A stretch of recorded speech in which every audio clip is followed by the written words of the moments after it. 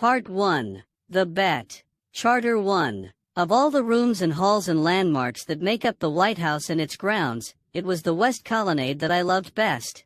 For 8 years that walkway would frame my day, a minute-long, open-air commute from home to office and back again. It was where each morning I felt the first slap of winter wind or pulse of summer heat, the place where I'd gather my thoughts, ticking through the meetings that lay ahead, preparing arguments for skeptical members of Congress or anxious constituents, girding myself for this decision or that slow-rolling crisis. In the earliest days of the White House, the executive offices and the First Family's residence fit under one roof, and the West Colonnade was little more than a path to the horse stables. But when Teddy Roosevelt came into office, he determined that a single building couldn't accommodate a modern staff, 6 boisterous children, and his sanity. He ordered construction of what would become the West Wing and Oval Office, and over decades and successive presidencies, the Colonnade's current configuration emerged, a bracket to the Rose Garden north and west, the thick wall on the north side, mute and unadorned save for high half-moon windows, the stately white columns on the west side, like an honor guard assuring safe passage.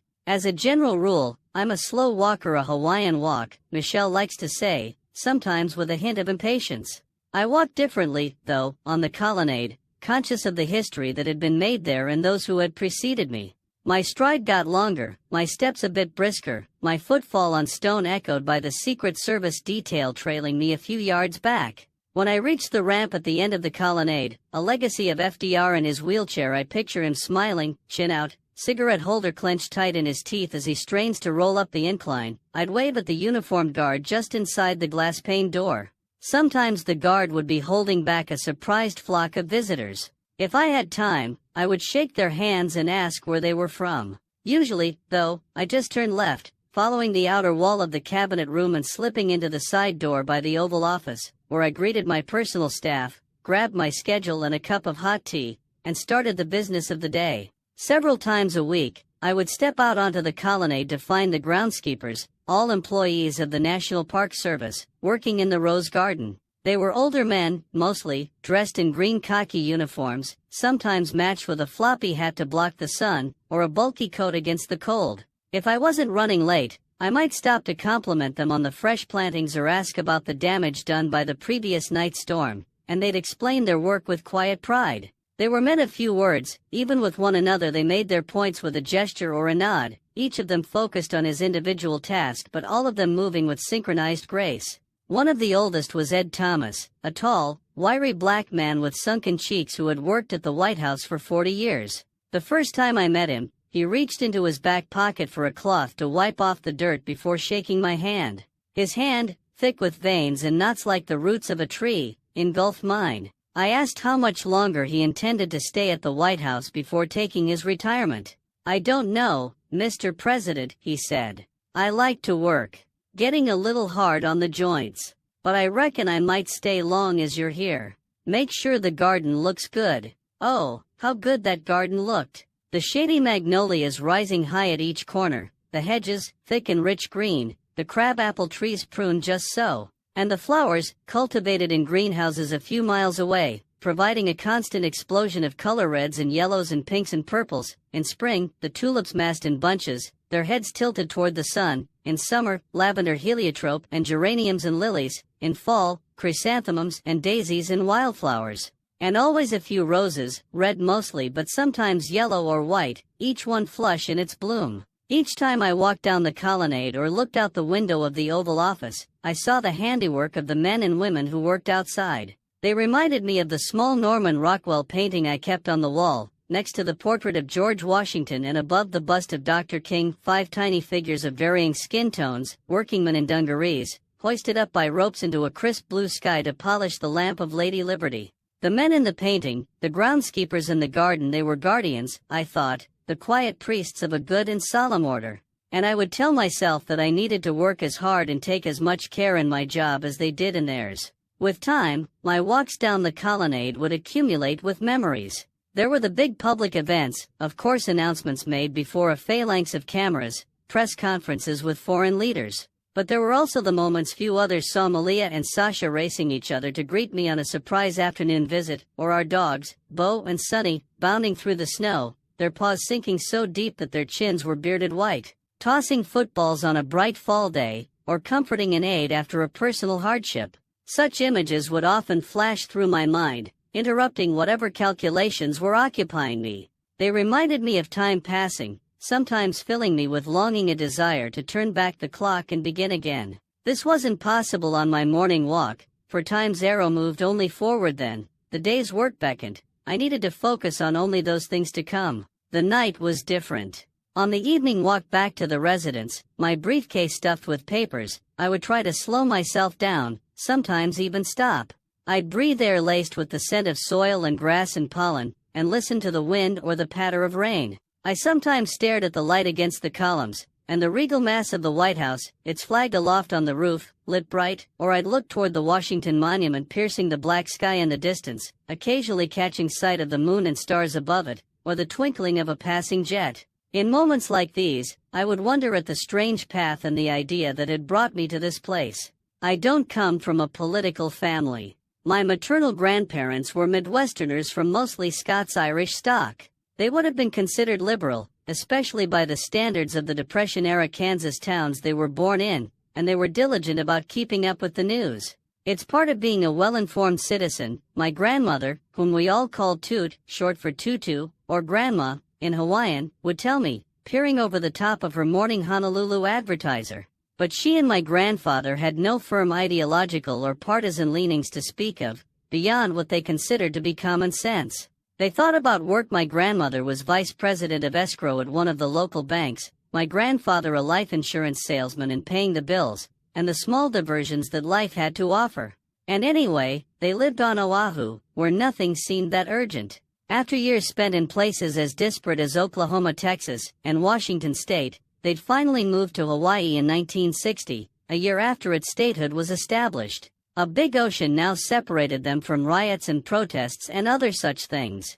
The only political conversation I can recall my grandparents having while I was growing up had to do with a beachside bar. Honolulu's mayor had torn down Gramps' favorite watering hole in order to renovate the beachfront at the far end of Waikiki. Gramps never forgave him for it. My mother, and Dunham, was different, full of strong opinions. My grandparents' only child, she rebelled against convention in high school, reading beatnik poets and French existentialists, joyriding with a friend to San Francisco for days without telling anyone. As a kid, I'd hear from her about civil rights marches, and why the Vietnam War was a misguided disaster, about the women's movement, yes on equal pay, not as keen on not shaving her legs, and the war on poverty. When we moved to Indonesia to live with my stepfather, she made sure to explain the sins of government corruption. It's just stealing, Barry, even if everyone appeared to be doing it. Later, during the summer I turned 12, when we went on a month-long family vacation traveling across the United States, she insisted we watch the Watergate hearings every night, providing her own running commentary.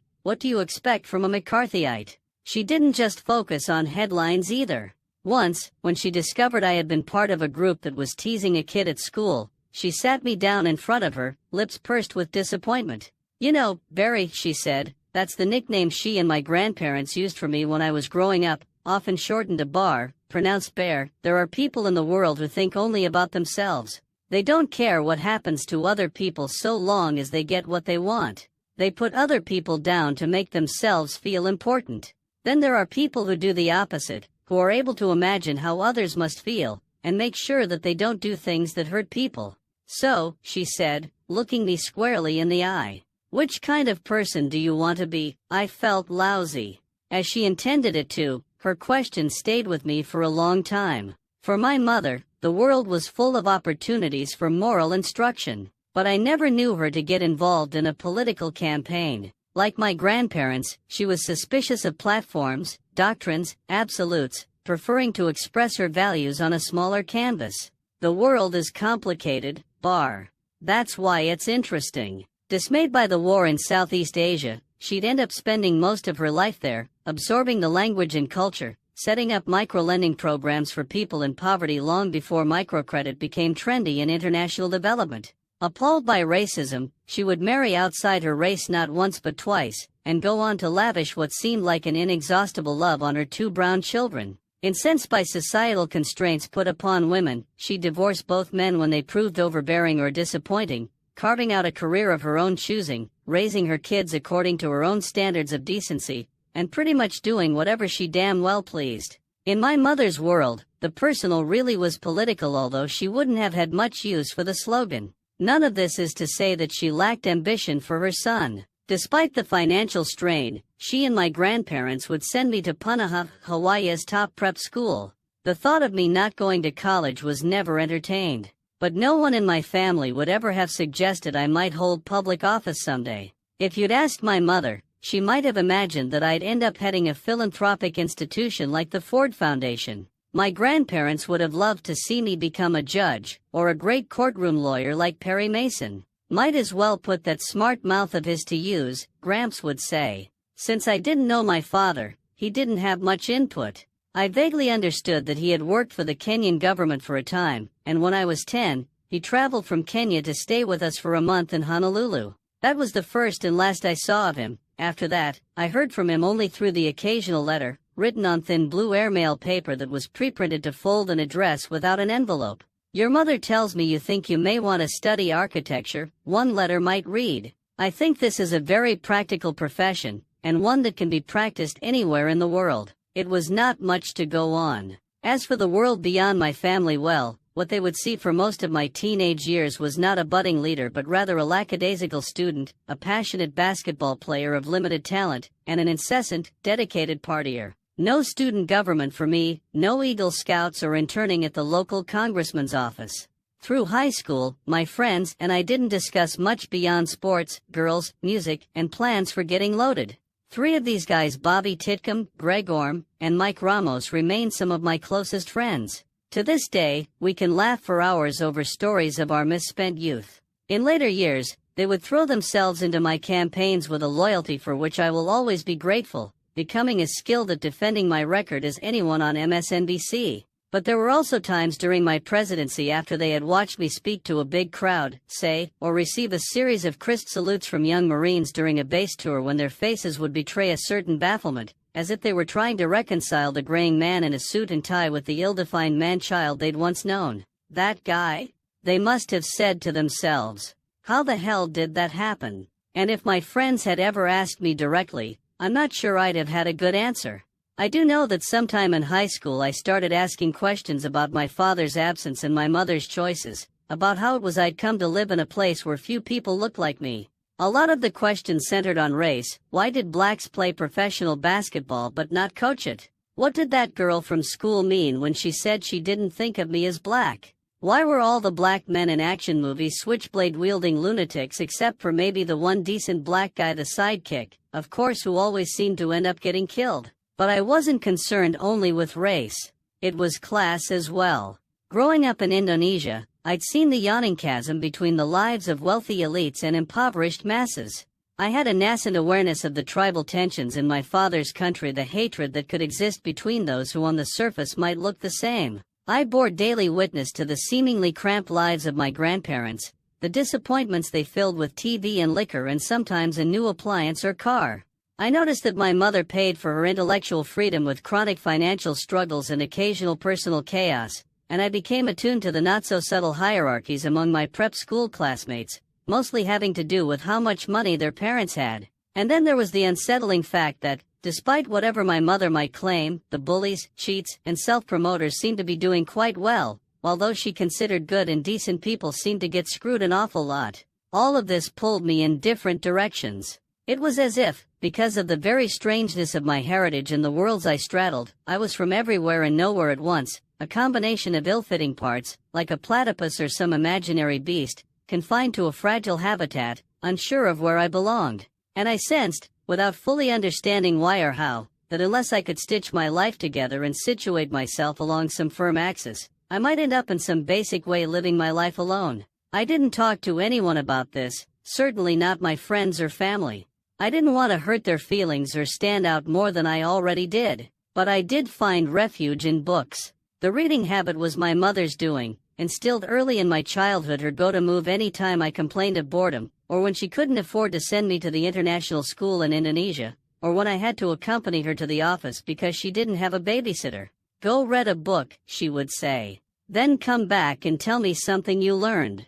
There were a few years when I lived with my grandparents in Hawaii while my mother continued her work in Indonesia and raised my younger sister, Maya. Without my mother around to nag me, I didn't learn as much, as my grades readily attested. Then, around 10th grade, that changed. I still remember going with my grandparents to a rummage sale at the Central Union Church, across the street from our apartment, and finding myself in front of a bin of old hardcover books. For some reason, I started pulling out titles that appealed to me, or sounded vaguely familiar, books by Ralph Ellison and Langston Hughes, Robert Penn Warren and Dostoevsky, D.H. Lawrence and Ralph Waldo Emerson. Gramps, who was eyeing a set of used golf clubs, gave me a confused look when I walked up with my box of books, planning to open a library. My grandmother shushed him, finding my sudden interest in literature admirable. Ever practical, she did suggest I might want to focus on my class assignments before digging into crime and punishment. I ended up reading all those books, sometimes late, after I got home from basketball practice and a six-pack with my friends, sometimes after body surfing on a Saturday afternoon, sitting alone in Gramps' rickety old Ford Granada with a towel around my waist to avoid getting the upholstery wet. When I finished with the first set of books, I went to other rummage sales, looking for more. Much of what I read I only dimly understood. I took to circling unfamiliar words to look up in the dictionary. Although I was less scrupulous about decoding pronunciations deep into my 20s, I would know the meaning of words I couldn't pronounce. There was no system to this, no rhyme or pattern. I was like a young tinkerer in my parents' garage, gathering up old cathode ray tubes and bolts and loose wires, not sure what I'd do with any of it, but convinced it would prove handy once I figured out the nature of my calling. My interest in books probably explains why I not only survived high school but arrived at Occidental College in 1979 with a thin but passable knowledge of political issues and a series of half-baked opinions that I toss out during late-night bull sessions in the dorm. Looking back, it's embarrassing to recognize the degree to which my intellectual curiosity those first 2 years of college paralleled the interests of various women I was attempting to get to know, Marx and Marcuse, so I had something to say to the long-legged socialist who lived in my dorm, Fannin and Gwendolyn Brooks for the smooth-skinned sociology major who never gave me a second look, Foucault and Woolf for the ethereal bisexual who wore mostly black. As a strategy for picking up girls, my pseudo-intellectualism proved mostly worthless. I found myself in a series of affectionate but chaste friendships. Still, these halting efforts served a purpose. Something approaching a worldview took shape in my mind. I was helped along by a handful of professors who tolerated my iffy study habits and my youthful pretensions. I was helped even more by a handful of mostly older students, black kids from the inner city, white kids who had scratched their way into college from small towns, first-generation Latino kids, international students from Pakistan or India or countries in Africa that teetered on the edge of chaos. They knew what mattered to them. When they spoke in class, their views were rooted in actual communities, actual struggles. Here's what these budget cuts mean in my neighborhood. Let me tell you about my school before you complain about affirmative action. The First Amendment is great, but why does the U.S. government say nothing about the political prisoners in my country? The 2 years I spent at Occidental represented the start of my political awakening, but that didn't mean I believed in politics. With few exceptions, everything I observed about politicians seemed dubious: the blow-dried hair, the wolfish grins, the bromides and self-peddling on TV while behind closed doors they curried the favor of corporations and other moneyed interests. They were actors in a rigged game, I decided, and I wanted no part of it. What did capture my attention was something broader and less conventional, not political campaigns but social movements, where ordinary people joined together to make change. I became a student of the suffragists and early labor organizers, of Gandhi and Lech Walesa and the African National Congress. Most of all, I was inspired by the young leaders of the civil rights movement, not just Dr. King but John Lewis and Bob Moses, Fannie Lou Hamer and Diane Nash. In their heroic efforts going door to door to register voters, sitting down at lunch counters, and marching to freedom songs, I saw the possibility of practicing the values my mother had taught me: how you could build power not by putting others down but by lifting them up. This was true democracy at work, democracy not as a gift from on high, or a division of spoils between interest groups, but rather democracy that was earned, the work of everybody. The result was not just a change in material conditions but a sense of dignity for people and communities, a bond between those who had once seemed far apart. This, I decided, was an ideal worth pursuing. I just needed focus. After my sophomore year I transferred to Columbia University, figuring it would be a new start. For 3 years in New York, holed up in a series of dilapidated apartments, largely shorn of old friends and bad habits, I lived like a monk, reading, writing, filling up journals, rarely bothering with college parties or even eating hot meals. I got lost in my head, preoccupied with questions that seemed to layer themselves one over the next. What made some movements succeed where others failed? Was it a sign of success when portions of a cause were absorbed by conventional politics? Or was it a sign that the cause had been hijacked? When was compromise acceptable and when was it selling out? And how did one know the difference? Oh, how earnest I was then, how fierce and humorless. When I look back on my journal entries from this time, I feel a great affection for the young man that I was, aching to make a mark on the world, wanting to be a part of something grand and idealistic, which evidence seemed to indicate did not exist. This was America in the early 1980s, after all. The social movements of the previous decade had lost their vibrancy. A new conservatism was taking hold. Ronald Reagan was president, the economy was in recession, the Cold War was in full swing. If I were to travel back in time, I might urge the young man I was to set the books aside for a minute, open the windows, and let in some fresh air. My smoking habit was then in full bloom. I'd tell him to relax, go meet some people, and enjoy the pleasures that life reserves for those in their 20s. The few friends I had in New York tried to offer similar advice. You need to lighten up, Barack. You need to get laid. You're so idealistic. It's great, but I don't know if what you're saying is really possible. I resisted these voices.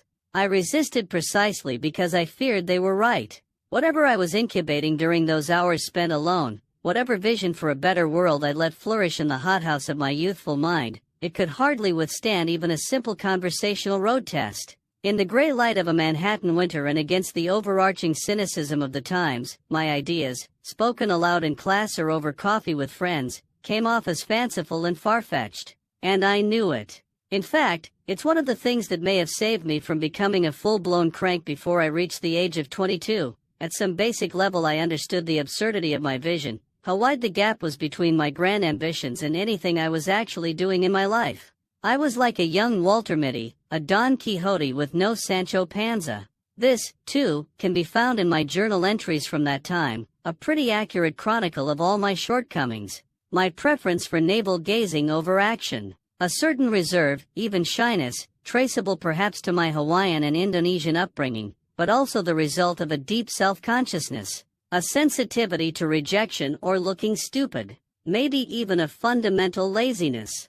I took it upon myself to purge such softness with a regimen of self-improvement that I've never entirely shed. Michelle and the girls point out that to this day I can't get into a pool or the ocean without feeling compelled to swim laps. Why don't you just wade, they'll say with a snicker. It's fun. Here, we'll show you how. I made lists. I started working out, going for runs around the Central Park Reservoir or along the East River and eating cans of tuna fish and hard-boiled eggs for fuel. I stripped myself of excess belongings. Who needs more than 5 shirts? What great contest was I preparing for? Whatever it was, I knew I wasn't ready. That uncertainty, that self-doubt, kept me from settling too quickly on easy answers. I got into the habit of questioning my own assumptions, and this, I think, ultimately came in handy, not only because it prevented me from becoming insufferable, but because it inoculated me against the revolutionary formulas embraced by a lot of people on the left at the dawn of the Reagan era. Certainly that was true when it came to questions of race. I experienced my fair share of racial slights and could see all too well the enduring legacy of slavery and Jim Crow.